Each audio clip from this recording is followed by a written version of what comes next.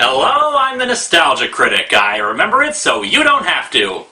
Did you know that the Superman films have a parallel history to the Batman movies? Superman the movie was the first attempt to portray Superman in a serious light. The tagline was, "You will believe a man can fly," and that's exactly what director Richard Donner intended to do, convince an audience that the man they were seeing on screen could actually fly. But the price of this idea came too high for its producers, so Donner was booted off the franchise during Superman 2's production and replaced with Richard Lester. In Superman 3, more emphasis was put on comedy and Richard Pryor was even brought in. And boy did it suck balls, but not nearly as much as the cinematic abomination I have to view today. Welcome to Superman 4, The Quest for Peace, where we learn that wars aren't caused by differing ideologies, power-hungry dictators, or economic necessity. No, it's all because of nuclear weapons. Just nuclear weapons and the evil people who profit from them. And boy, am I not looking forward to this one bit! Oh, hi, Nostalgia Critic! Oh, I bet you're wondering what I'm doing here. Well, see, the thing is that I review comic books and you review movies, and I figured if I was going to review a comic book movie, yeah, I'll just quit right here. No, you don't! You started this dumbass review, we're gonna finish it! But first, get out of those clothes! What the? How did you? Out! I'm going! Good. So, let's go ahead and review... What are we reviewing again? Fuck donkeys! Alright, we open on the familiar credits of the Superman franchise. Except on a budget of $2. And sucky. The film is produced by renowned schlock factory Golan Globus, known for outright stealing money from investors to spread around to various movie projects instead of the one they were supposed to go to. Movie Bowl would be so proud. The film begins proper with Russians in space! How'd you do that with your voice? Clean throat. Huh. Well, this is fine enough. Nothing could possibly go wrong out here. See? This is what happens when you litter in space. Because if you don't give a hoot, who will? But fortunately, Superman is around to save them. By the way, folks, get used to this shot of Superman flying at the camera. Almost every flying scene has it. Oh, and look! Despite the fact that they're in the vacuum of space, Superman's cape is flapping around like it's in a wind tunnel. Wait a minute, did he just talk? As in, talking in space? Oh yeah. How deep are we in this movie? 4 minutes. Too long! In Soviet Russia, physics breaks you! We move on to a scene where it looks like Clark Kent is selling the family farm, because apparently his mom croaked in between movies or something. I guess it's a good thing she resurrected herself in Superman Returns. Timing! He goes into the barn and finds the old spaceship that brought him to Earth and pulls out a glowing green crystal. Which he also got out of the ship in the first movie, didn't he? You know, if you're gonna pick apart all the plot holes, we're gonna be here all day. Point taken. No, actually, this little crystal is meant to be our Deus Ex Machina for later. Oh good! I can't wait to be pleasantly disappointed. Since apparently the writers felt that the impending nuclear war wasn't a strong enough story, we have a series of subplots littered throughout the movie. Most of them go absolutely nowhere, a result of the fact that when the film was first released, more than 40 minutes were cut from it. Although, based on some of the information on the film that's been collected, they didn't go anywhere in the first cut either. So I guess their loss is our gain. The first subplot is that the Daily Planet has been taken over by an evil Rupert Murdoch stand-in, which isn't really that far off from the real Rupert Murdoch. Tedious. Don't tell me you only read the pictures. What I have here are some mock copies of our new layout. Isn't that headline irresponsible? Maybe, but it'll sell a hell of a lot of newspapers. Now make an unethical entertainment channel and a conservative news channel to point out what's wrong with it. He appoints his daughter, Lacey, as the new publisher.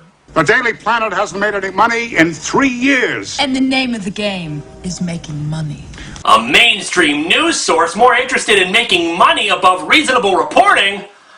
That's just unbelievable and unrealistic. So it turns out Lacey immediately starts falling in love for Clark. For some reason. Gotta be the glasses. Oh yeah. But then, the President of the United States makes a chilling announcement. And because the summit has failed, we have no choice but to strive to be second to none in the nuclear arms race.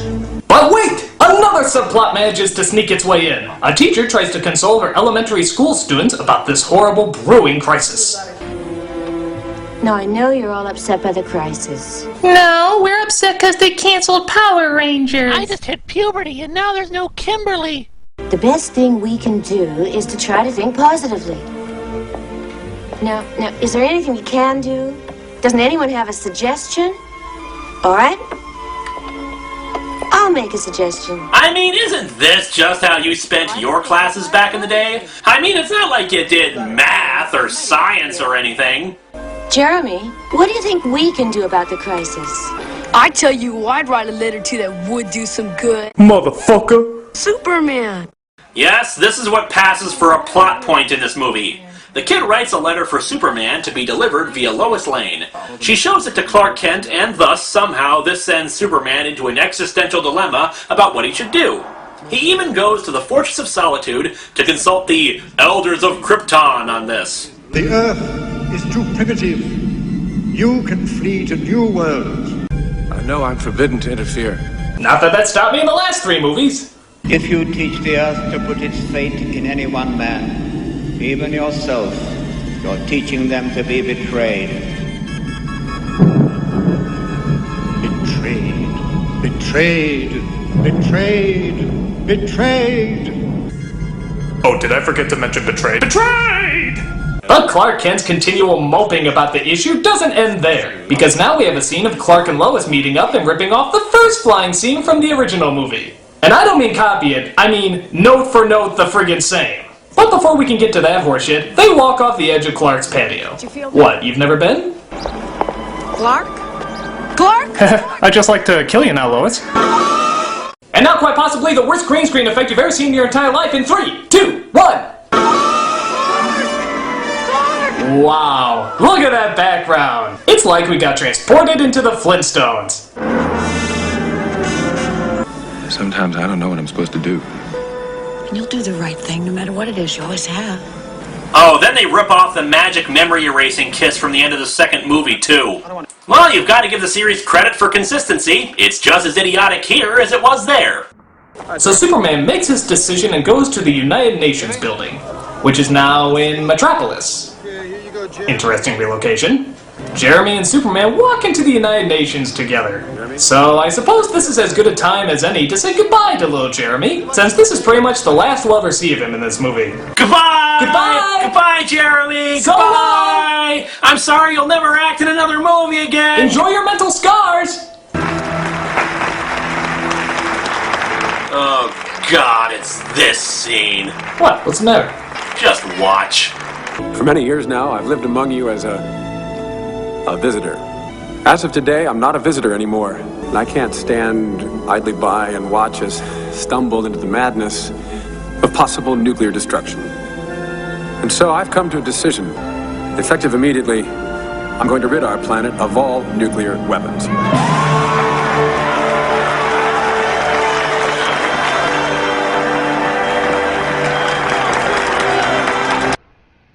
Did Superman just say he's gonna rid the world of nuclear weapons by himself, whether the governments are unwilling to or not? Mm-hmm.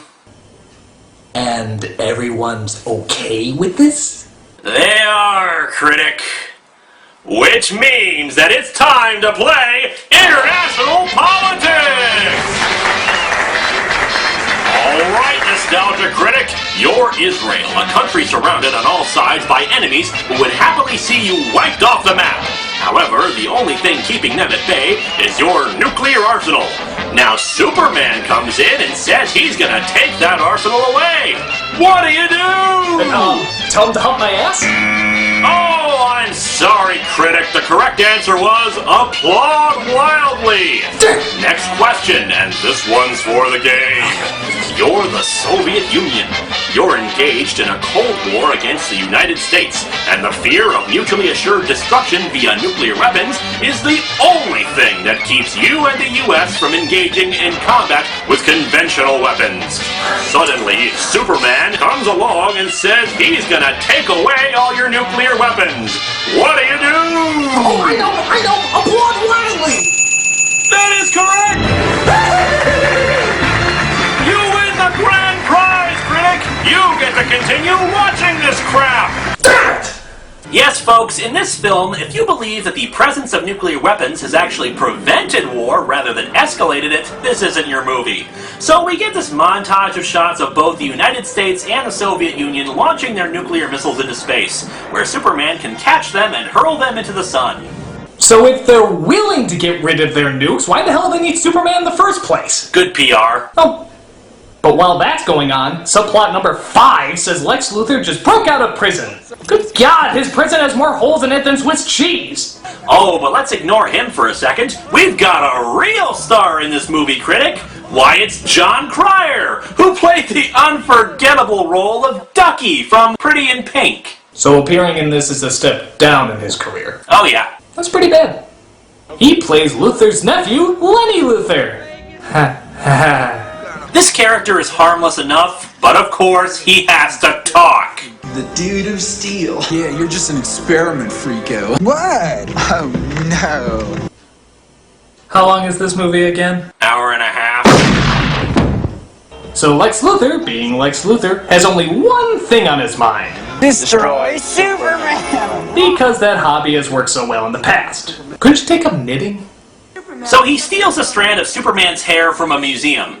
Here you can see a 1,000-pound load easily suspended by his single hair. That hair is a sample of Superman's genetic material. With my genius and enough nuclear power to mutate the genes, I can create a being who's more powerful than him. Yes, much like the comics that spawned this piece of crap, nuclear power does whatever the hell the writer wants it to do. It should also be pointed out that although this single strand of Superman's hair is strong enough to lift 1,000 pounds, it apparently can be cut with a simple hedge clipper. So Lex assembles a terrifying group of minor characters who will serve no purpose in the movie to discuss his evil plans. I, Lex Luthor, the greatest criminal mind of the modern era, have discovered a way to destroy Superman. Behold, my unscrupulous friends. Shut those blinds. The sun is hurting my eyes. God, this partly cloudy weather is harmful to my transparent evilness. You know what the sun is? It's nothing more than a huge nuclear bomb. Yeah, it's a tad more complicated than that. There's a lot of certain... Nuclear bomb! Okay. So his plan is to send the genetic material, which looks like a quart of silly putty, into the sun on board one of the nuclear missiles, and that'll somehow create a being that can fight Superman. Lex also throws in a few fabric samples into the case holding the genetic material to become clothes. Yes, they say that the computer on board will somehow weave an outfit for him out of those little squares or something. Well, it looks as though you've broken the laws of nature, too.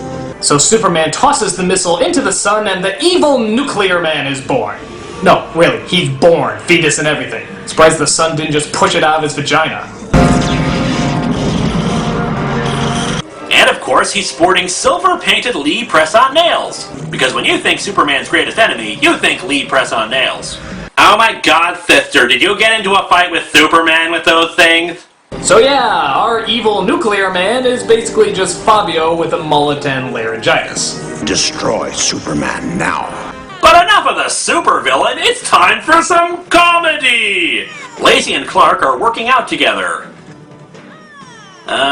Wasn't there an impending nuclear war just on the horizon? Come to think of it, why was the war about to happen? Because the summit failed. Summits fail all the time. That doesn't guarantee war. We don't take kindly to logic in these here parts, boy. Now get back to watching Clark Kent act like an idiot. Why? But wait, we also had to have some goofy antics as she makes a date with Clark at the same time that Lois is having an interview with Superman. I get a feeling hijinks will ensue. I'll be right back.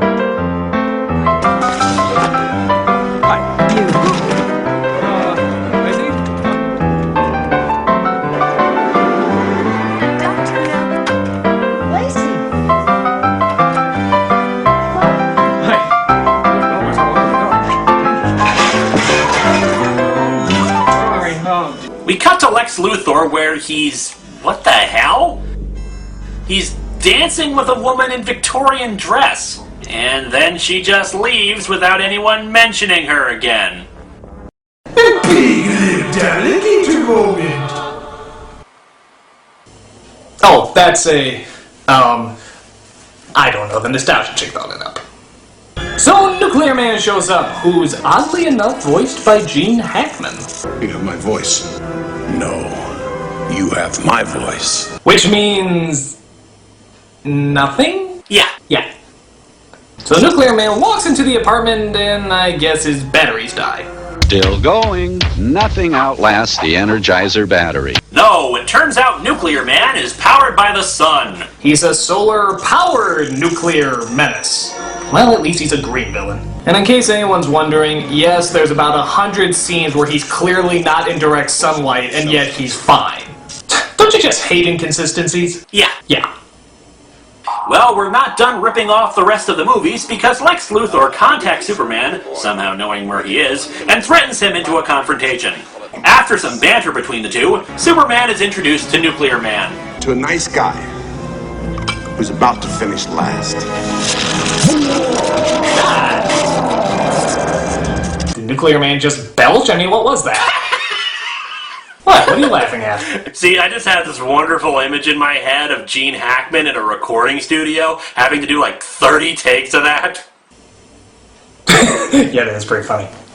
After more drawn-out dialogue, we finally have the two starting to fight. And boy, is it a letdown. They don't even really punch each other. They just struggle for a while in front of some really awkward blue screen effects.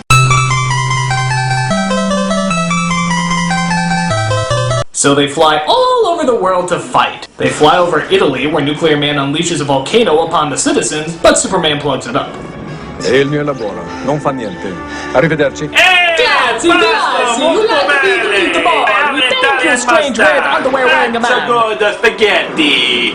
They then travel to China, where Nuclear Man blows up the Great Wall. But fortunately, Superman is there to... go all Gumby on our asses. Does Superman have wall repairing ability? Not in any comic I've read. To finish off, Nuclear Man takes the Statue of Liberty and tries to drop it into the city. But luckily, Superman catches the statue, somehow carrying it by its finger without it breaking off. Physics? What's that? However, when he tries to return the statue, it leaves him open to an attack by Nuclear Man, who just kind of scratches him once. Oh, I got nail polish on my neck. Power's fading! This somehow makes Superman sick and age rapidly. However, he thankfully has that glowing Deus Ex Machina from earlier. We have no idea what the hell it really is, or why it's never mentioned until now, but it heals Superman. At least I think it does. We never see it heal him, so we can have another drawn-out fight with Nuclear Man. Yay! Because we haven't seen enough of that yet! So Nuclear Man suddenly falls in love with Lacey, don't ask, you shouldn't care, and flies off into the city to kidnap her. Yeah, because it was so cool the first time you did it.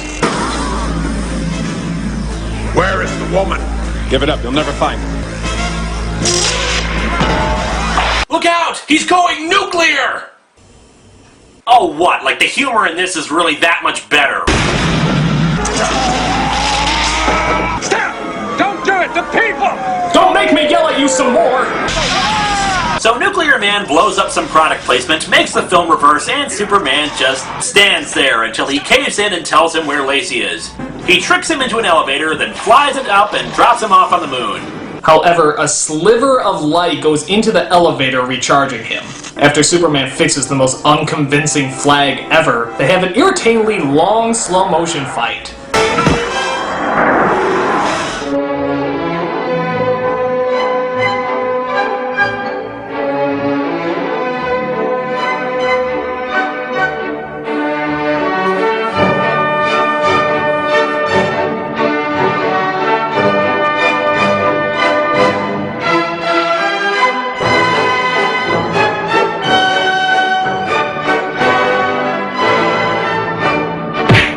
Nuclear Man finally gets a hold of Lacey and flies her through space, where she's, of course, perfectly able to breathe. What? What? You can't breathe in space, guys! This is kindergarten science! Kindergarten! It's okay, Critic. It's okay. It's gonna be alright. No, it's not! This movie is still playing! But Superman moves the freaking moon out of orbit to block the sun from Nuclear Man! Sorry for the tidal waves and gravitational stress, peoples of the Earth. I have to stop a supervillain! After getting Lacey to safety, you know, from space, Superman takes Nuclear Man and drops him into a nuclear power plant, which I guess defeats him, but shouldn't that technically make him more powerful? Solar-powered Nuclear Man, remember. So Lacey tells her dad to stuff it, the Daily Planet is brought back, Luthor is put back in jail, Jeremy is nowhere to be seen, and the whole nuclear war thing just sort of resolves itself. Superman makes some bullshit speech to the world about finding their own path and how he couldn't free them from war. Which doesn't really make any sense considering we saw people clearly lining up to give up their nuclear weapons. And there will be peace. There will be peace when the people of the world want it so badly that their governments will have no choice but to give it to them. Oh, I see. We just didn't want peace hard enough. Of course, it all makes sense. Peace doesn't come about through economic interdependence and the spread of similar ideals. It's just wanting it. Yeah.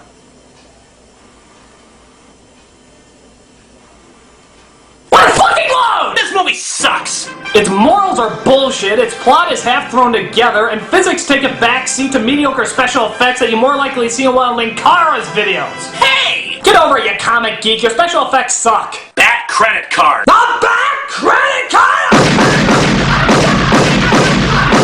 He's the nostalgia critic. He remembers it so you don't have to. Thanks, Bat Credit Card to Jesus!